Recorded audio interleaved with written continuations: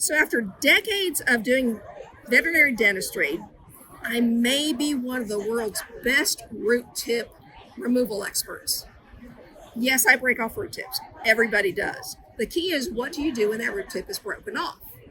Now, on most maxillary teeth, when you have that flap, I will take out as much buccal bone as I need to get to that root and gently elevate it.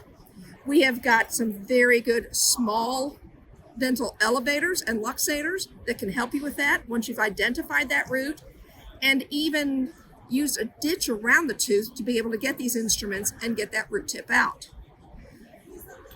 In the mandible, it's a different story, especially if you have a small patient. The buccal bone is the strength of the jaw. So I will take out more bone that's in between these roots, the cancellous bone, or make a ditch with a small burr around the tooth root that's in there. And then I will use my small elevators to help elevate it out.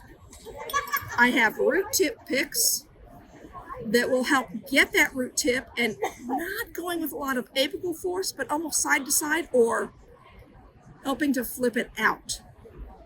If it is really loose, then we can use some special root tip extraction forceps to help get to that root tip, grasp it, and remove it. Just remember, if it's not yet completely loose, it might be difficult to take out. So make sure you do loosen it well with your other instruments. And if you happen to push it through into the mandibular canal, well, that's another video. Here's some additional root tip pick forceps that have larger tips or maybe larger root pieces. And then we even have 90-degree angles on some of these instruments to help us get into those areas that we need to get the root tip from.